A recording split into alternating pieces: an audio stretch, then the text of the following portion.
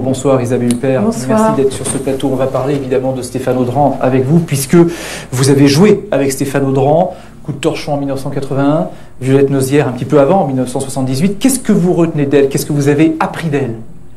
Oh, je retiens d'elle un mélange de distance, de drôlerie. C'est quelqu'un qui travaillait très facilement. Elle pleurait très facilement. Claude Chabrol aimait ça. Dès qu'on lui demandait de pleurer, elle pleurait, si il en était besoin. Voilà, et une très grande gentillesse, une très grande bienveillance. J'ai des moments, des souvenirs merveilleux avec elle et avec Claude Chabrol. Est-ce que vous diriez que parfois vous lui ressemblez dans le registre et du coup est-ce qu'elle vous a appris quelque chose? Ah non, je crois qu'elle est trop singulière pour ressembler à quiconque. Elle était unique, vraiment. Elle disait qu'elle faisait du cinéma pour s'amuser. C'est votre conception, ça aussi? Oui, elle le disait. Je crois qu'elle prenait ça quand même un petit peu au sérieux, voilà. Mais c'est vrai qu'elle s'amusait, qu'encore une fois, elle avait beaucoup d'ironie vis-à-vis de ce qu'elle faisait. C'est quelqu'un qui faisait les choses avec beaucoup de légèreté, beaucoup de grâce. Elle s'amusait, puis je veux dire qu'on s'amuse aussi avec le film qui sort demain, Madame Hyde. C'est votre film, enfin vous jouez dans ce film de Serge Boson qui sort demain. Isabelle Huppert, pourquoi ça nous fait rire? Parce que d'abord il y a ce défi un peu, il y a les inspecteurs au fond de la classe, ça parle d'école, on va y revenir. Et puis il y a vous avec ce côté complètement, pas surpris, mais très concentré, quoi. Et ça nous fait rire.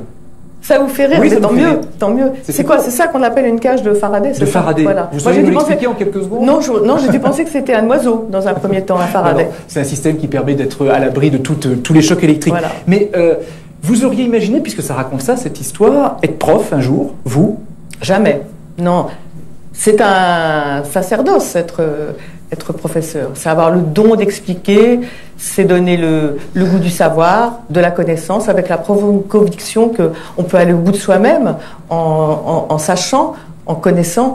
Et c'est ce qu'elle tente désespérément d'enseigner à ses élèves. Elle va y arriver avec un élève en particulier dont elle repère tout de suite l'intelligence au-delà de son insolence et de sa violence. Et elle va l'amener sur le chemin de la connaissance. Et elle va y arriver parce que c'est aussi un film fantastique et un peu fantasque parfois, parce que tout d'un coup, vous, hein, dans ce film, vous avez une décharge électrique et puis hop, vous vous révélez comme une très bonne prof alors que jusqu'à maintenant vous étiez complètement en échec. Votre mari, José Garcia, essayait quand même de vous relancer, etc. Mais ça marchait pas. Et hop, l'électrochoc arrive tout d'un coup. Et ben, tout à coup, elle révèle en elle une puissance insoupçonnée qui est un peu le double inversé de sa fragilité, de sa pusillanimité pendant la journée. Et tout d'un coup, elle devient cette personne dangereuse aussi, burlesque le jour, maléfique la nuit. Absolument, c'est ça qu'il faut retenir du film. Mais burlesque, c'est vrai que ça ressort bien dans ce film. Est-ce qu'il y a dans ce film une part de souvenirs personnels qui se remontaient à la surface? Oui, malheureusement pour les professeurs, mais qui n'a pas connu, avec quelques hontes après, qu'on a pu en concevoir après, mais effectivement, des classes particulièrement désordonnées face à un professeur démuni.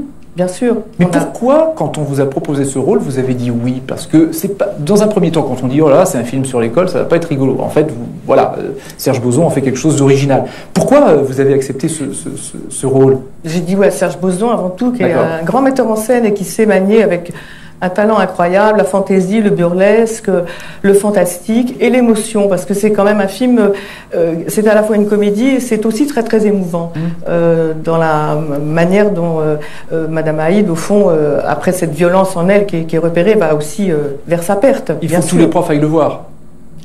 Tous les profs, tous les élèves.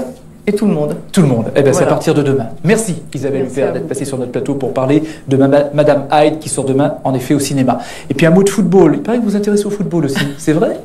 J'ai cru d'entendre ça. Oui, je m'intéresse à beaucoup de choses.